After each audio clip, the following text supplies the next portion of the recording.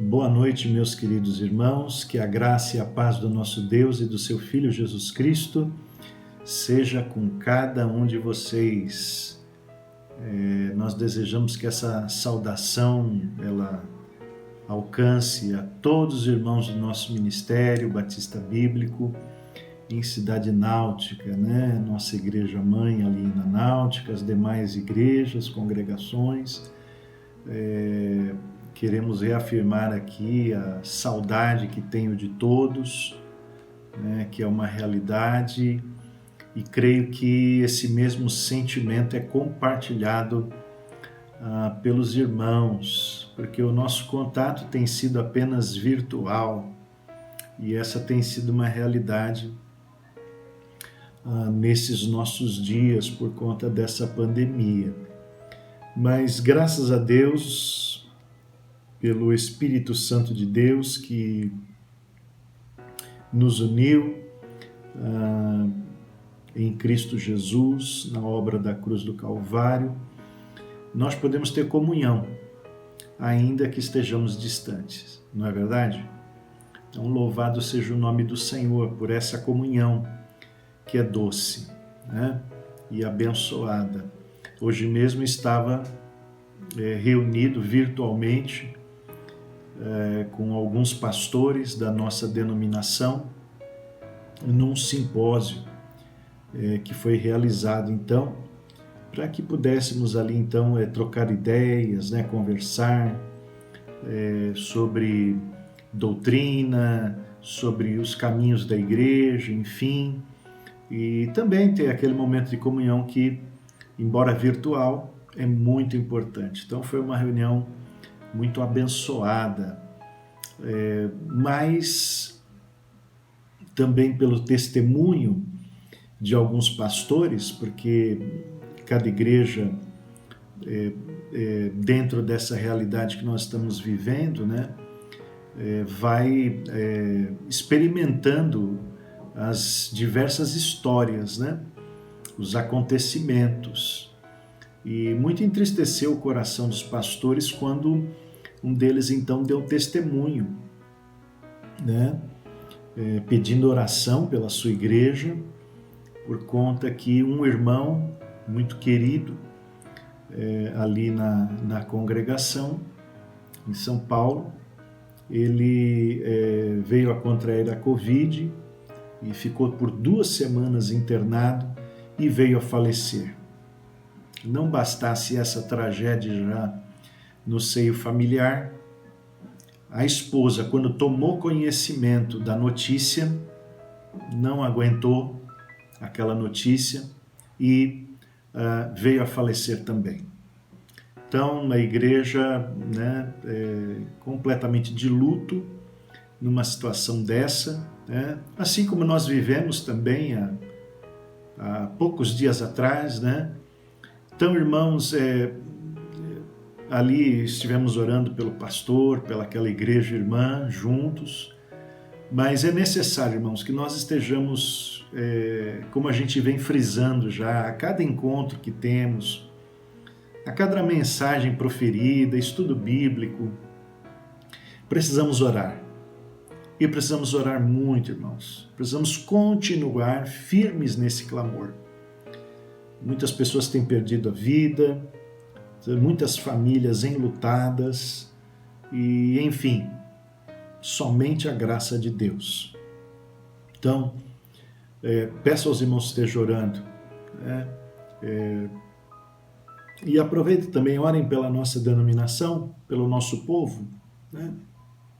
Porque muitas vezes aquilo que nós estamos vivendo aqui, certamente é aquilo que também os nossos irmãos e igrejas irmãs estão vivendo também, toda essa dificuldade. Amém? Hoje nós estamos aqui então reunidos para nós darmos continuidade ao nosso estudo bíblico da carta do apóstolo Paulo aos Filipenses. Hoje vamos entrar então no último capítulo da carta, o capítulo 4, e vamos fazer a nossa análise bíblica em cima somente do versículo 1, ok? Mas nós vamos fazer a leitura logo após a oração. Então peço a você que agora, em nome de Jesus, com toda a reverência, curve a sua fronte, feche seus olhos e vamos falar com Deus. Pai querido, Pai de amor, a nossa adoração ao Teu santo nome, porque Tu és único, Tu és grandioso, Tu és soberano, Tu és Pai de amor, e na Tua presença entramos por meio do Teu Filho Jesus, nosso Senhor e Salvador. Nós estamos aqui, ó Pai, com os nossos corações unidos no corpo de Cristo. Queremos, na Tua presença, nos submeter e pedir as Tuas mais ricas bênçãos sobre as nossas vidas, sobre todo o Teu povo. Sobretudo, agora que vamos estudar a Tua palavra. Pedimos que o nosso entendimento seja aberto nesse momento e possamos compreender as verdades espirituais que o Senhor quer trazer às nossas vidas, de forma que a nossa fé seja edificada e confirmada na Tua presença. Então, age, Senhor, te pedimos poderosamente nesse sentido. Mas pedimos também a manifestação da Tua compaixão e do Teu poder sobre a nossa nação. Muitas são as histórias, ó Deus, que temos ouvido e que temos inclusive presenciado. Mas nós queremos ver, Senhor, toda essa situação revertida.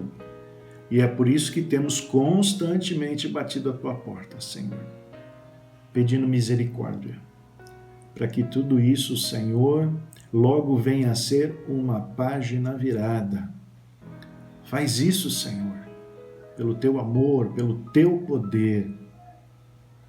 Abençoa, Senhor, todo o Teu povo, abençoa as nossas igrejas, Senhor, os nossos pastores, Senhor. Dá graça, Senhor, te pedimos, que Tu possa, Senhor, fortalecer o Teu povo neste momento e que nós possamos, Senhor, continuar confiantes, esperando unicamente no Senhor.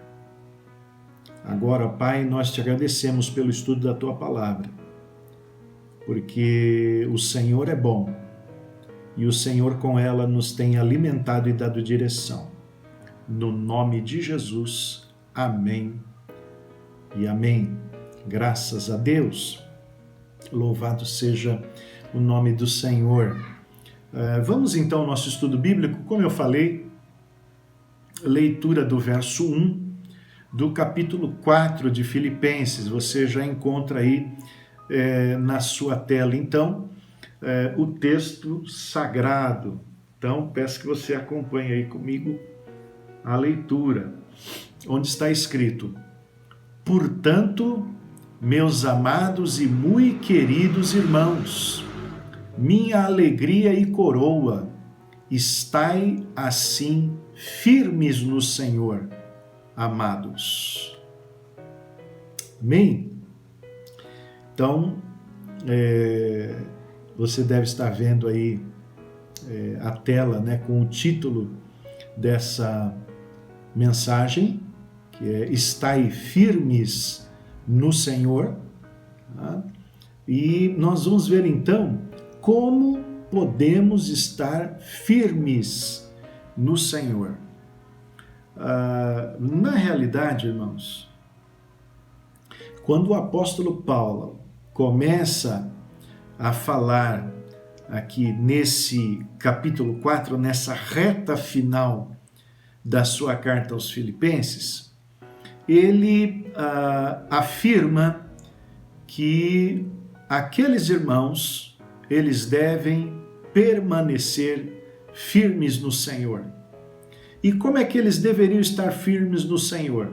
Se eles dessem ouvidos ao que Paulo havia falado até aquele momento na sua carta.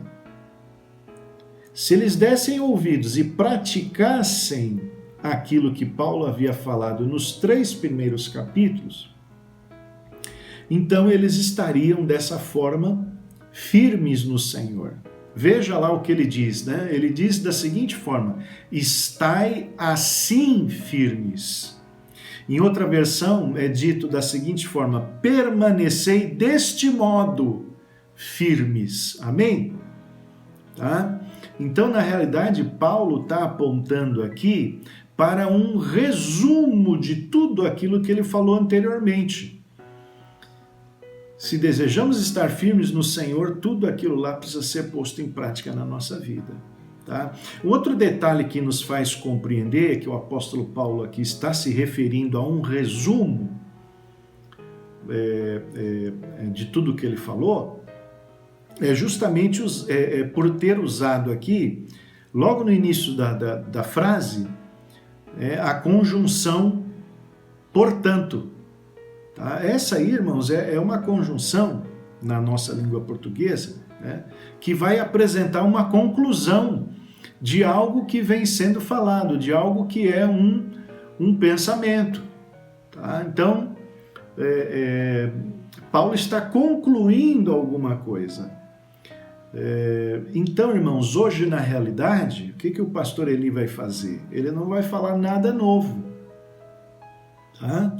O que eu vou fazer hoje é justamente um resumo de tudo aquilo que foi visto até agora. Tá certo? É claro, né, irmãos, que não dá para a gente fazer um resumo aqui nos mínimos detalhes de tudo que foi falado, porque, irmãos, já foram 12 estudos bíblicos da carta aos Filipenses.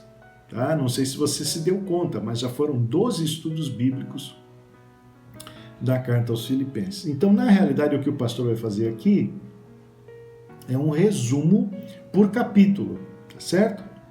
Então, eu vou abordar aqui os 3 capítulos iniciais, um resumo, né, para que a gente compreenda, então, o que a gente precisa fazer, tá certo? E que é dito nesses 3 capítulos, para que estejamos firmes na nossa vida cristã. Esse era o entendimento do apóstolo Paulo, tá bom? Então, é nisso que nós vamos caminhar agora, tá? Então, vamos lá em frente. Então, eu quero já, de imediato, lembrar aos irmãos que nós estamos falando de uma carta que foi escrita pelo apóstolo Paulo.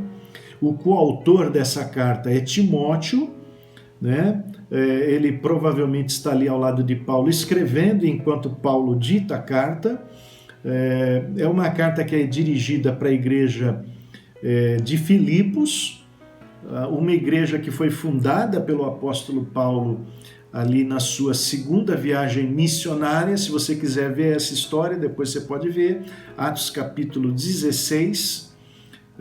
E quando Paulo, então, está escrevendo esta carta para a igreja de Filipos, ele está preso ali na cidade de Roma por acusações feitas por judeus, né, de que ele é um perturbador da ordem, acusações de que ele deturpa a fé judaica, enfim. Na realidade, ele está preso porque ele prega o evangelho.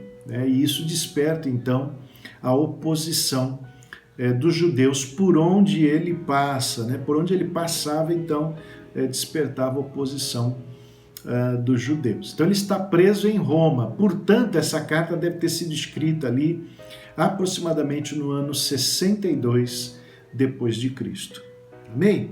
Então, dada essa introdução geral, vamos aos capítulos para que a gente compreenda, então, o que precisamos fazer para ficar firmes no Senhor.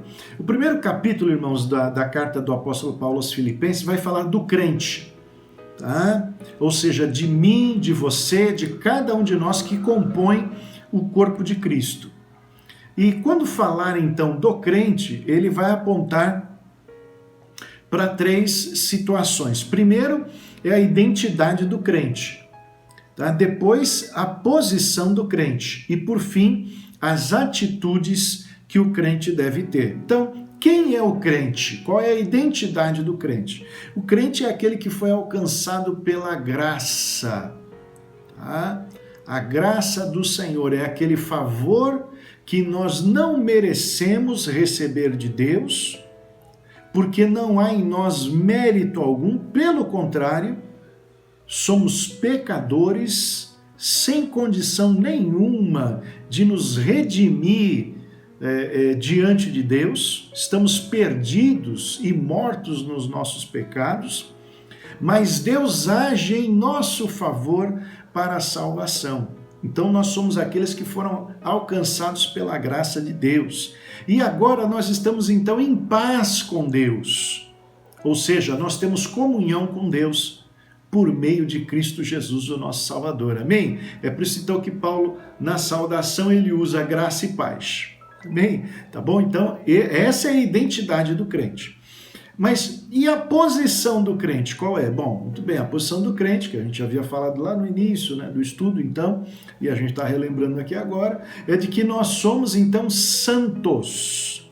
Santos no sentido de que nós fomos separados do mundo e agora, então, nós estamos diante de Deus. Nós fomos separados para estar na presença de Deus. E ao mesmo tempo que somos santos, somos também servos do Senhor. Ou seja, nós não vivemos mais para nós mesmos, mas nós vivemos para o nosso Senhor. Nós vivemos para fazer a sua vontade. Então a nossa posição é uma posição de santidade e de serviço. Amém? Muito bem. Por fim, então, para fecharmos o resumo do capítulo 1, vamos nos recordar, então, quais são as atitudes do crente. Então, primeira delas, o crente ter que ter comunhão com Deus. Essa é a primeira atitude do cristão, comunhão com Deus. E Paulo frisa aqui a importância da oração na comunhão com Deus. Paulo fala então da oração, ele fala da súplica, né? Ele fala da intercessão, ele fala de orar com ações de graça, ele fala de orar com alegria. Alegria, aliás, né? um dos temas importantes nessa carta aos Filipenses, tá? Então, orar com alegria, tá? Então, comunhão com Deus, essa é a primeira atitude do crente. Depois, uma vida de fé e de esperança, tá? Fé e esperança, mesmo que as circunstâncias da vida, elas não sejam favoráveis. O maior exemplo aqui no caso, né, o próprio apóstolo Paulo está falando de fé e de esperança diante de uma situação que para ele é adversa, porque ele está preso em Roma. Mas ele é alguém que vive aquilo que ele pede que os crentes, então, tenham de experiência na sua vida. Tá? Então, não é nenhuma circunstância que vai abalar a fé e a esperança viva do crente. Amém? Muito bem. Outra coisa, plena atividade do crente na pregação do Evangelho. Não há que faltar esse elemento de atividade, né, na vida do cristão. Então, Paulo diz também que tem que pregar o Evangelho com alegria, né? Com alegria. Então, o Evangelho ele não deve ser algo como que para o crente forçado, né? Algo como que obrigatório. Não, pelo contrário, ele tem que ter alegria de divulgar as boas novas. Por quê? Primeiro, porque ele foi salvo. E segundo, porque ele é um instrumento de Deus para a salvação de outros. Tá? Então, a pregação do Evangelho, uma pregação do Evangelho que tem que ser não só acompanhada da alegria, mas também do bom testemunho. Tá? Paulo fala muito, muito bem disso, tá? Porque se nós não tivermos testemunho, se nós não andarmos de uma forma digna do Evangelho, né? Como é que as nossas palavras, como é que a nossa mensagem, ela vai ser recebida? Ela vai ser recebida com descrédito se o nosso testemunho for um mau testemunho. Então, bom testemunho. Outra coisa, pregação do evangelho com apoio dos irmãos. Então, quer dizer, não é uma ação individual, mas é uma ação coletiva dentro do corpo de Cristo. Cada irmão, então, pregando o evangelho. Tá? Por quê? Porque a oposição é grande. A oposição é muito grande na pregação do evangelho. Paulo diz que é uma verdadeira batalha, mas é uma batalha que é vitoriosa por parte do povo de Deus. Amém? Tá? Então, são ações aí que o crente tem que ter, né? Comunhão com Deus, vida de fé e esperança e pregação do evangelho.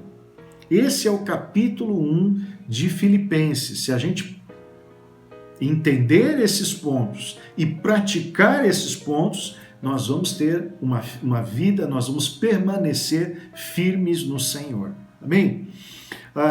Mas o apóstolo Paulo avança então para o capítulo 2. E no capítulo 2, a ênfase já não é mais assim tão particular. Se no capítulo 1 o apóstolo Paulo fala para o crente, do crente e para o crente, agora o apóstolo Paulo, vamos dizer assim, que ele vai falar para o corpo de Cristo, tá certo? E mesmo quando ele fale para o crente, ele vai falar para o crente visando o bem do corpo de Cristo, tá? Então, o capítulo 2 aqui, a gente pode dizer assim que se resume na seguinte frase: é a preservação da unidade do corpo de Cristo. Tá? Preservação da unidade do corpo de Cristo. Ora, quais são os fundamentos da unidade do corpo de Cristo? Os fundamentos da unidade do corpo de Cristo são a obra salvadora de Cristo. Nós fomos salvos em Cristo.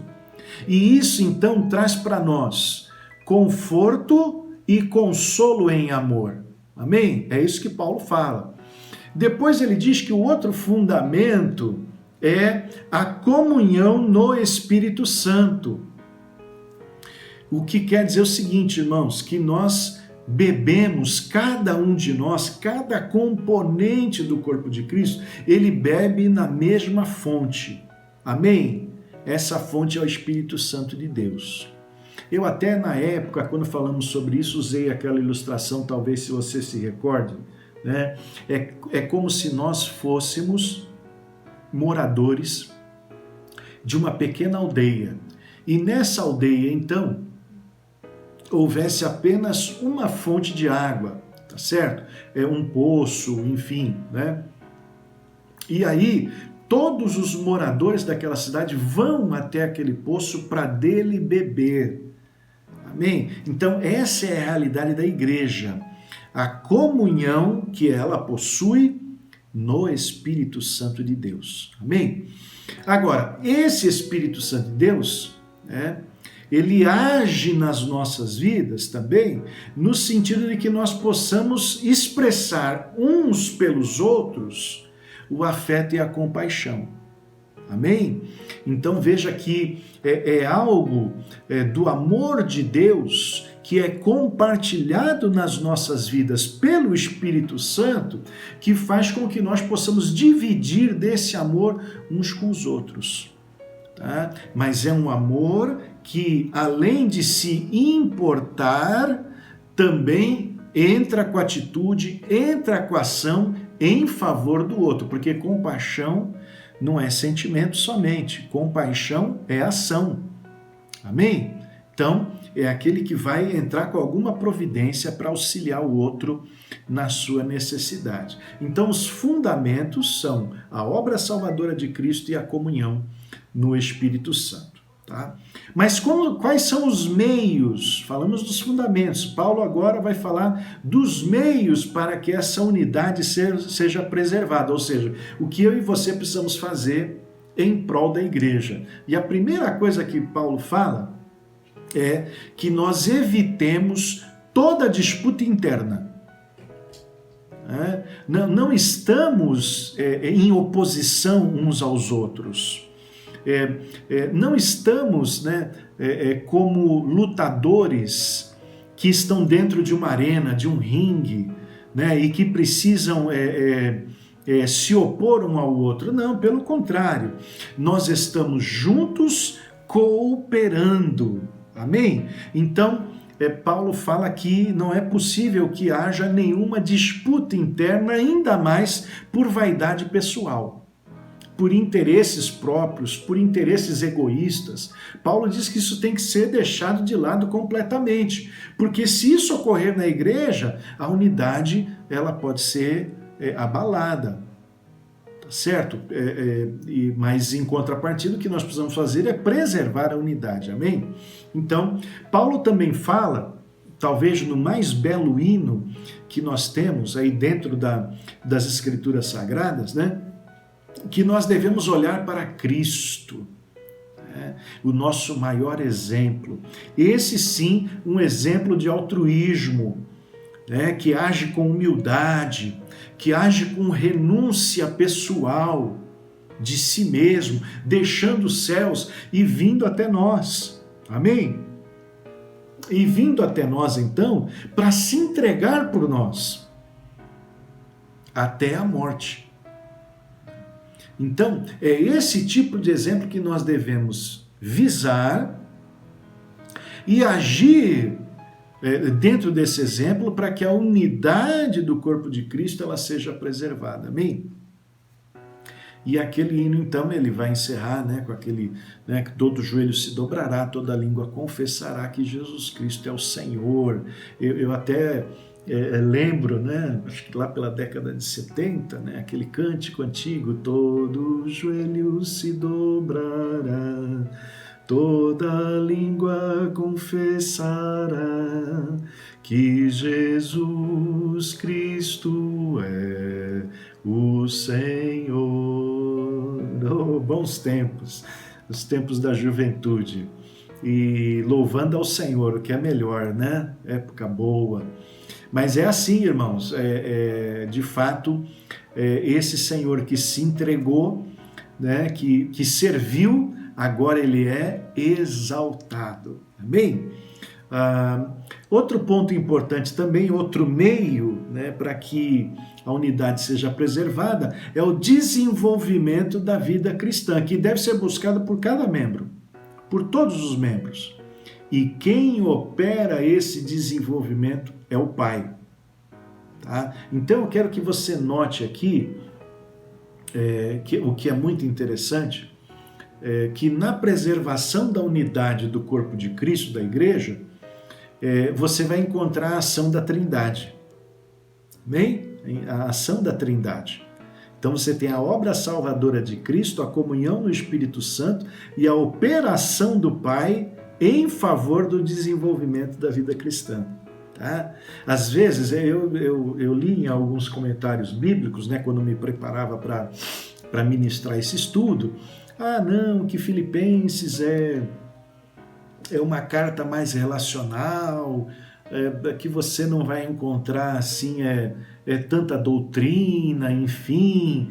Mas, irmão, só esse texto do esvaziamento de Jesus, da sua glória, para morrer por nós, só a presença aqui, né, dessa ação da Trindade, né, na vida do seu povo, né, tanto para a salvação como para a continuidade, né, da santificação, do desenvolvimento do povo de Deus, que isso já é doutrina, irmãos, tá bom? Isso já é princípio de fé, né? Então é tremendo isso daqui, né, irmãos? A gente precisa agradecer a Deus, né, por ter nos revelado, né, o Evangelho, amém? E usou Paulo nesse sentido. Que bênção a carta aos Filipenses, irmãos, tem sido na minha vida, espero que esteja abençoando também a sua vida, esse estudo bíblico. Então esses são os meios para que a unidade seja preservada no corpo de Cristo. Por fim, Paulo vai falar